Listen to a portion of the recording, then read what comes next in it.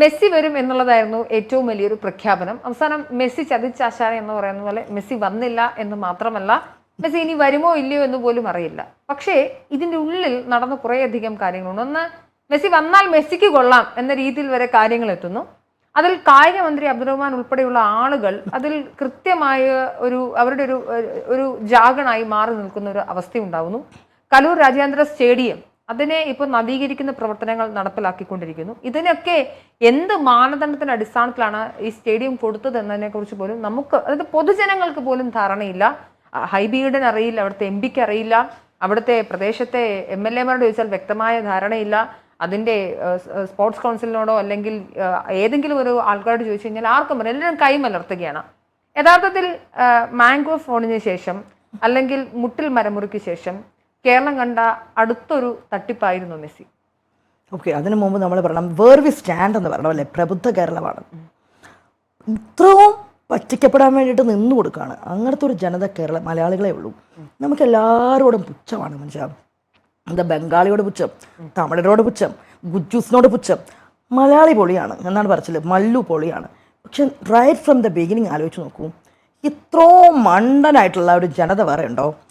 ആട്, തേക്ക്, mangium list എടുത്ത് കഴിഞ്ഞാൽ പിന്നെ നമുക്ക് റൈസ് പുള്ളർ, വെളുത്തുപാറൽ തൊട്ട് അങ്ങനത്തെ ഒരു ഫുൾ വെള്ളിമൂങ്ങ കിടക്ക അങ്ങനെ അങ്ങോട്ട് ഒരു ഫുൾ ലിസ്റ്റ് നമുക്ക് എടുക്കാൻ പറ്റും അല്ലേ. ഇരുതലമൂരി ഇങ്ങനെ കുറേ ഉണ്ട്. ഇത് കഴിഞ്ഞിട്ട് നമ്മുടെ ടോട്ടൽ ഫോർ ഈ തട്ടിപ്പ്, അങ്ങനെ എത്ര തട്ടിപ്പ്. അത് അവസാനം ഹൈറിച്ച് വരെ ഉണ്ട്. കാശ് കൊണ്ടുവന്നിട്ട് കിട്ടും എന്ന് പറഞ്ഞു കഴിഞ്ഞാൽ വി ആർ റെഡി, ഞങ്ങൾ വീണ്ടും പറ്റിക്കപ്പെടാൻ വേണ്ടി റെഡിയാണെന്ന് പറയുന്നുണ്ട്. അപഹരണ ബാങ്ക്, കപ്പലിൻ്റെ സേ, അത് ആ ബാങ്കിൽ കൊണ്ടുവന്നിട്ടിട്ട് അതിന് വേണ്ടി കിടന്ന് കരയുമാണ്. അത് കഴിഞ്ഞിട്ട് നമ്മൾ ഏറ്റവും വലിയ തമാശ എന്ന് പറഞ്ഞാൽ നമ്മൾ പ്രബുദ്ധരാണ്. ഞാൻ ചിരിച്ചു പോയത് മോൺസൺ മാവുങ്കൽ എന്ന് പറഞ്ഞ വ്യക്തി മലയാളികൾ ഇത്രയും ഫൂളാക്കിയിട്ട് മോശയുടെ അംശവടി നാണയം, അതിന് പോലീസ് കാവലുണ്ടായിരുന്നു എന്നുള്ള ആലോചിച്ച് നോക്കണം. ഇതെല്ലാം കഴിഞ്ഞിട്ട് ഇതേ വിശ്വാസം വെച്ചിട്ട് ശബരിമല നമ്മുടെ ഉണ്ണികൃഷ്ണൻ പോറ്റി കൂളായിട്ട് ഓരോരുത്തും കൊണ്ടുവന്ന് ശബരിമലയായിട്ട് ബന്ധപ്പെട്ടുള്ള കാര്യങ്ങളുടെ വിവാദം മുരാരി. അപ്പം നമുക്ക് ആലോചിച്ച് നോക്ക്. പിന്നെ ഒരു മൃദംഗാവിഷൻ വിട്ടുപോയി. മൃദംഗാവിഷൻ എന്ന് പറഞ്ഞിട്ട് കുറേ പേരെ പറ്റിച്ചിട്ട് സാരി എന്ന് പറഞ്ഞിട്ട് അതും ഒക്കെ നമ്മൾ വീണുകൊണ്ടിരിക്കുകയാണ്. ഇനി ഇവരുടെ കാര്യം ആലോചിച്ച് നോക്കുമ്പോഴാണ് ഏറ്റവും വലിയൊരു കോമഡി ശരിക്കും മാംഗോ ഫോൺ തട്ടിപ്പിച്ച അഗസ്റ്റിൻ ബ്രദേഴ്സ്. ഒരു ട്രക്ക് തട്ടിപ്പുണ്ടായിരുന്നല്ലോ ടൗൺഷിപ്പ്, വയനാട് ടൗൺഷിപ്പ്. അതെ, മെസ്സി. അപ്പം ഇവരിത് ഞാൻ ആലോചിച്ച് നോക്കുകയാണ്, ഇത്രയും പ്രബുദ്ധരായിട്ടുള്ളൊരു ജനതയെ ഇങ്ങനെ പറ്റിച്ചുകൊണ്ടിരിക്കുമ്പോൾ വേർവിസ്റ്റ് നമ്മൾ എവിടെ നിൽക്കണേ? അപ്പം നമ്മൾ ആർജിച്ചെടുത്ത ഈ ഒരു വിദ്യാഭ്യാസം, PM ശ്രീയുടെ വിവാദമൊക്കെ ഭയങ്കരമാണല്ലോ. ബട്ട് നമ്മൾ ഇത്രയും പ്രബുദ്ധരായിട്ടുള്ള 100% ലിറ്ററസി, പ്രബുദ്ധത എല്ലാം ഉണ്ട്. പക്ഷെ നമ്മൾ എന്തുകൊണ്ടാണ് നമ്മൾ മാത്രം പറ്റിക്കപ്പെട്ടുകൊണ്ടേയിരിക്കുന്നത്? ഇവർക്കറിയാം. ബിക്കോസ് ഇവിടുത്തെ വ്യവസ്ഥിതി ഇങ്ങനെയാണ്, ഇവിടുത്തെ സിസ്റ്റം അങ്ങനെയാണ്. എന്തിനും പറ്റിക്കപ്പെടാനായിട്ടുള്ള നമുക്ക്, അതായത് ഉന്നതന്മാരാണല്ലോ പറ്റിക്കുന്നത്. അവിടെ ഒരു അരി മോഷ്ടിച്ച മധു നമുക്കറിയാം, കൊന്ന മനുഷ്യരാണ്. നേരെ മറിച്ച് ആദിവാസികളെ പറ്റിച്ചു ടൗൺഷിപ്പ് കൊടുക്കാമെന്ന് പറഞ്ഞാൽ അവിടെ മൂട്ടിൽ മരം നമുക്ക് ആലോചിച്ച് നോക്കണം. അത് ചെയ്ത ആൾ കോട്ടും സൂട്ടും ഇട്ട് ചാനലും സ്വന്തമായിട്ട് ചാനലും നടത്തിയിട്ട് അവർ കോടീശ്വരരാണ്. ഞാൻ ഞെട്ടിപ്പോയി. ഇന്നലെയൊക്കെ പ്രസ്താവന കണ്ടു അല്ലേ, കോടികളിങ്ങനെ ഒരു വേദനിക്കുന്നൊരു കോടീശ്വരനെ ഞാൻ കാണുമായിരുന്നു. അതായത് പുള്ളിക്ക് നോക്കി പറയുവാണ് ഇത് നമ്മളോടാണ് ഈ പറയുന്നതെന്നാണ്. ശരിക്കും എന്തുകൊണ്ടായിരിക്കും ഇത്? അവർ ഇങ്ങനെ ഇത്രയും തട്ടിപ്പിന് ഒരു സിസ്റ്റം മൊത്തം അവർക്ക് കൂട്ടുണ്ടായിരുന്നു എന്നുള്ളതാണ് സത്യം. എവിടെയെങ്കിലും നടക്കുന്ന കാര്യമാണ്. മെസ്സിയുടെയൊക്കെ കാര്യം വന്നു കഴിഞ്ഞിട്ട് എത്ര പ്രാവശ്യമാണ് ഒരു സ്റ്റേഡിയം മൊത്തത്തിൽ, അതായത് ആ ഒരു MP എല്ലാവരെയും വെല്ലുവിളിച്ചിട്ട് ഒരു ഗവൺമെൻറ്, അപ്പം നമ്മുടെ സർക്കാർ ഇത്തരം തട്ടിപ്പിന് കൂട്ടു നിൽക്കുവാണ്. അപ്പോൾ പലപ്പോഴും തോന്നിയിട്ടുണ്ട് രാജാവും പരിവാരങ്ങളും ഇതായി നിൽക്കുമ്പം ബാക്കിയുള്ള ആൾക്കാരും കൂടെ എന്താ പറയുക, നമ്മൾ പറയല്ലേ കാട്ടിലെ തടി തേവരുടെ വലിയടാ വലി, ഇത് വലിയാണെങ്കിൽ നടന്നുകൊണ്ടിരിക്കണം. ശരിക്കും എന്ത് കഷ്ടമാണെന്ന് ആലോചിച്ച് നോക്കൂ അല്ലേ. പിന്നെ ഈ ഒരു ഇത് പറയുമ്പോൾ അതുമായിട്ട് മാധ്യമ സംസ്കാരത്തെക്കുറിച്ച് പറയണം. അവരൊരു ചാനലൊക്കെ ഉണ്ട്, അവരുമായിട്ട് ബന്ധപ്പെട്ടുള്ള ചാനലും. പലപ്പോഴും തോന്നിയിട്ടുണ്ട് എഡിറ്റേഴ്സ് ചോയ്സ് എന്നൊക്കെ പറഞ്ഞിട്ട് കുറേ പേര് വന്ന്. അപ്പോൾ ഇതിൻ്റെ പേരിൽ അത് തന്നെ ഈ സമൂഹത്തിൽ ഇത്രയും കുത്തിത്തിരിപ്പ് ഉണ്ടാക്കിയിട്ടുള്ളൊരു ചാനൽ ഏതെന്ന് ചോദിച്ചു കഴിഞ്ഞാൽ ഈ അടുത്ത കാലത്ത് സത്യം പറയാം എന്തൊരു വിഷയത്തിലും അവർക്ക് ഒരു എന്താ പറയുക, എന്തെങ്കിലും ഒരു വിഷയം ഉണ്ടെങ്കിൽ അതിൽ കുത്തിത്തിരിപ്പ് കൊണ്ടുവരിക, ജാതീയത കൊണ്ടുവരിക. ബിക്കോസ് ഈ ഒരു മാധ്യമ സംസ്കാരം തന്നെ ഇത്രയും അവർ ജേർണലിസ്റ്റ് അല്ല, ജേർണലിസം പോലെ, ഇപ്പോൾ ജേർണലിസം തന്നെ പറയേണ്ടി വരാം. ഈ മാപ്ര എന്നുള്ളൊരു വിളി തന്നെ ഇപ്പം മീഡിയ പേഴ്സൺസ് ഡെഫിനറ്റ്ലി നമുക്ക് ഭയങ്കര പെയിൻഫുൾ ആയിട്ടുള്ളൊരു കാര്യമാണ്. പണ്ട് മീഡിയ ഒരു പേഴ്സൺ ആൾക്കാർ കണ്ടുകൊണ്ടിരുന്ന, ജേർണലിസ്റ്റിനെ കണ്ടുകൊണ്ടിരുന്ന the person who speaks truth, അല്ലെങ്കിൽ നേര് ആളുകളിലേക്ക് എത്തിക്കുന്ന ആൾ കൃത്യമായിട്ട് നമുക്ക് ദൂരദർശൻ്റെ ഒരു കാലഘട്ടം ഉണ്ടായിരുന്നു. അപ്പം അവിടെ നിന്ന് ഇന്ന് കള്ളം പറയാൻ വേണ്ടി മാത്രം നാവ് ചലിപ്പിക്കുന്ന ആൾക്കാരായിട്ട് മീഡിയാസ് മാറിയിട്ടുണ്ടെങ്കിൽ അത് ഇങ്ങനത്തെ 4 പുത്തനുള്ള ഏത് മുതലാളിക്കും ഒരു ചാനൽ തുറന്നിങ്ങനെ വെച്ചിട്ട് കള്ളം പറയാം. പൂർണ്ണമായും അർത്ഥത്തിൽ സർക്കാരിനെ പിന്തുണയ്ക്കുന്ന ഒരു ചാനൽ എന്ന രീതിയിൽ ഒരു PR പോലെയാണ് റിപ്പോർട്ടർ പ്രവർത്തിച്ചുകൊണ്ടിരിക്കുന്നത്. ഓരോ ചാനലും നിക്ഷിപ്ത താല്പര്യങ്ങളുണ്ട്. കൈരളിക്കുണ്ട്, മീഡിയ വണ്ണിനുണ്ട്, അല്ലെങ്കിൽ രാഷ്ട്രീയം പറയുന്നവരാണ് എല്ലാവരും. നമുക്കതിൽ തെറ്റ് പറയാൻ ഒരു പരിധി വരെയും സാധിക്കില്ല. ആഫ്റ്റർ ഓൾ അഭിപ്രായ സ്വാതന്ത്ര്യത്തിന്റെ അടിസ്ഥാനത്തിലാണ് മാധ്യമപ്രവർത്തനം നിലനിൽക്കുന്നത്. അതുകൊണ്ട് ഏതെങ്കിലും ഒരു തരത്തിൽ ഈ വാർത്തകൾ മാത്രം പറയുന്നവരായിരിക്കണം എന്നൊന്നുമില്ല. ഇപ്പോൾ കുറച്ചുകൂടി യൂട്യൂബ് ഓറിയന്റഡ് ആയതുകൊണ്ട് പല ചാനലുകളിലും അവരുടെ വ്യക്തിപരമായ അഭിപ്രായങ്ങളോട് ചേർത്ത് പറയാറുണ്ട്. പക്ഷെ എന്നാൽ പോലും ഇതിൻ്റെയൊക്കെ സീമകൾ ലംഘിച്ചുകൊണ്ടാണ് പൂർണ്ണമായും അർത്ഥത്തിൽ ഒരു PR വർക്ക് പോലെ ആയി മാറിയത്. അപ്പോൾ ഇതൊരു അടിസ്ഥാനപരമായ ഒരു നമ്മൾ കാണാത്ത ഒരു കൈകൊടുക്കലല്ലേ?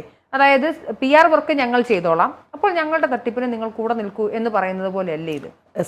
ഡെഫിനറ്റ്ലി മനുഷ്യ 100% what you said is right. ഇതൊരു PR വർക്കിൻ്റെ, അതായത് ഒരു ചാനൽ ഫുള്ളി ഒരു ഗവൺമെന്റിന്റെ കള്ളത്തരങ്ങൾക്ക് കൂട്ടുനിന്ന് PR സ്പോക്സ് പേഴ്സൺസ് ആയിട്ട് നിൽക്കുവാണ്. എന്താണ് നമ്മൾ കാണുന്നത്. അപ്പം നിങ്ങൾ ഇതൊരു അവർ തമ്മിലുള്ള അഡ്ജസ്റ്റ്മെന്റ് ആണ്. നിങ്ങളത് തുടർന്നോളൂ, ഞങ്ങൾ ബാക്കിയുള്ള പിന്തുണ തരാം. പക്ഷേ പുള്ളിക്കാരൻ അതിൻ്റെ മുതലാളി എന്താണ് ഉദ്ദേശം? ഇതിൻ്റെ പേരിൽ കുറേ കോടികൾ കൂടെ തട്ടിക്കുകയാണ്. ഇതിൽ ശരിക്കും ഒരു ഗവൺമെന്റ് തന്നെ മൂക്കൂത്തി വീണ് കിടക്കുവാണ് അല്ലേ? ഇവർ എങ്ങനെ ഇത് അവർ അതിൽ നിന്ന് എനിക്കറിയില്ല. ആ കായിക മന്ത്രിയുടെയൊക്കെ കാര്യമൊക്കെ ആലോചിച്ച് നോക്കുമ്പം ഇപ്പോഴത്തെ സൽമാൻ ഖാൻ കൊണ്ടിരുന്നു എന്ന് പറയുന്നുണ്ട് പുതിയത് സൈക്ലിംഗ്.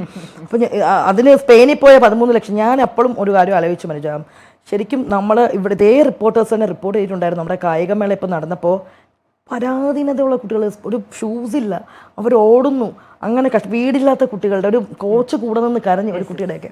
ആലോചിച്ചോക്കെ ഇവിടെ മെസ്സിയെ വിളിക്കാൻ വേണ്ടി സ്പെയിനിൽ പോകാൻ വേണ്ടിയിട്ട് മുടക്കിയ കോടികളുണ്ട്, അതിൻ്റെ PR ഉണ്ട്. അതിൻ്റെ ഒരു അംശം ഈ ഒരു സ്പോർട്സ് മേഖലകളിൽ ഇങ്ങനത്തെ കുട്ടികളുടെ എന്താ ഇവിടെ കൊടുത്തിട്ടുള്ളത്? എന്ത് പ്രോത്സാഹനമാണ് കൊടുത്തിട്ടുള്ളത്? ഒന്നും കൊടുത്തിട്ടില്ല. അപ്പം ശരിയാണ്, ഇത് മനുജ പറഞ്ഞ പോലെ ഇവർക്കിപ്പോൾ എനിക്ക് തോന്നിയിട്ടുണ്ട് കൈരളി ചാനലിൻ്റെ ഒരു സഹോദര സ്ഥാപനമായിട്ട് വർക്ക് ചെയ്യുവാണ് നമ്മുടെ ഈ റിപ്പോർട്ടർ ചാനലിന് തോന്നിയിട്ടുണ്ട്. ഇപ്പോൾ ഈ റിപ്പോർട്ടറിൻ്റെ ഈ പ്രശ്നങ്ങളൊക്കെ ബാക്കിയുള്ള എല്ലാ മീഡിയാസും മനുജ പറഞ്ഞ പോലെ എല്ലാ മീഡിയാസിനും അവരുടേതായ കുറേ പൊളിറ്റിക്സ് ഉണ്ട്. ജനം TV-ക്ക് അവരുടേതായ നിക്ഷിപ്ത താല്പര്യങ്ങളുണ്ടാവും.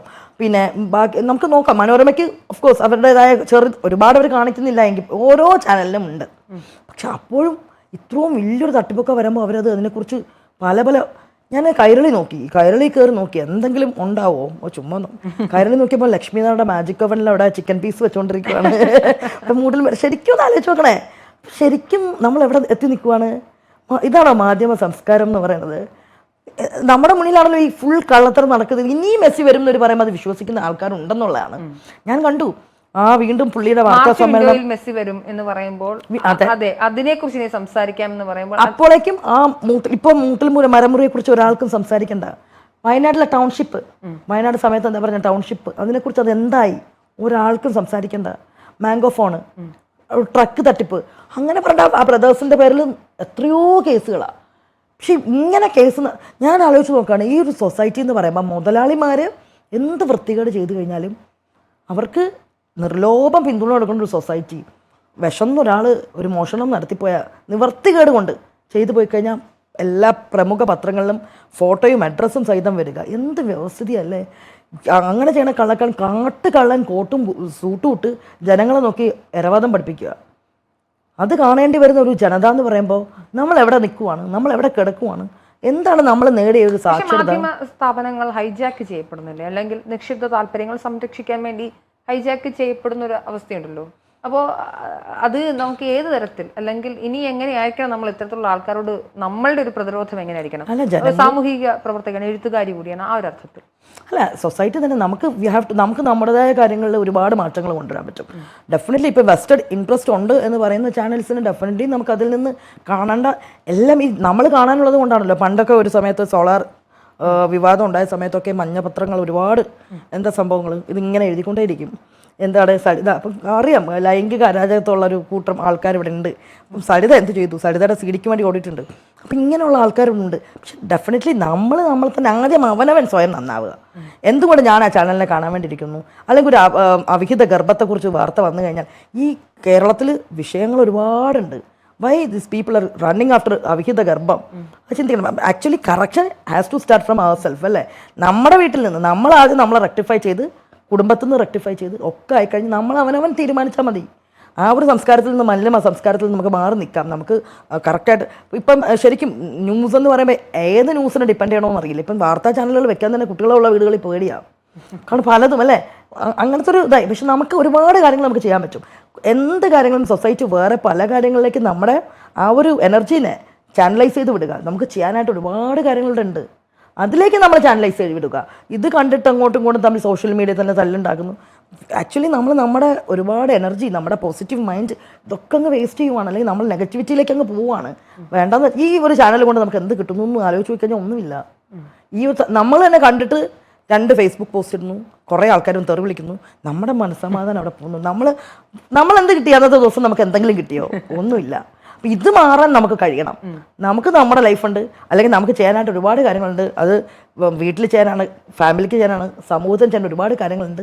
അങ്ങനെ ചെയ്ത് വന്നു കഴിയുമ്പോഴേക്കും ഈ ഒരു സംസ്കാരം മാറും. ഇക്ലിപ്പെടുത്തുന്ന കഥകൾക്കൊന്നും ആരും നോക്കാനില്ല എന്ന് ആൾക്കാർ കാണുമ്പോൾ നമുക്കൊരു സമയത്ത് അറിയാം. കിന്നാരത്തുമ്പികളൊക്കെ തിയേറ്ററിലൊക്കെ ഓടിക്കൊണ്ടിരുന്നത് മീൻസ് എന്തായിരുന്നു? അങ്ങനത്തെ ആൾക്കാർക്ക് അന്ന് വേറെ ഇല്ല.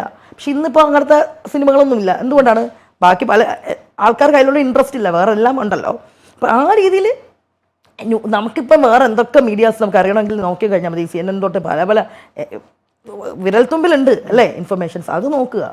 What is happening around the world. ഇതിലുള്ള ഈ പൊളിറ്റിക്സ് അല്ല നമ്മൾ നോക്കേണ്ടത്. ലോകം മാറുന്നതിനനുസരിച്ച് നമ്മൾ മാറാൻ ശ്രമിക്കുക. സൊസൈറ്റിക്ക് അങ്ങനെ ഒരുപാട് കാര്യങ്ങൾ ചെയ്യാൻ പറ്റും.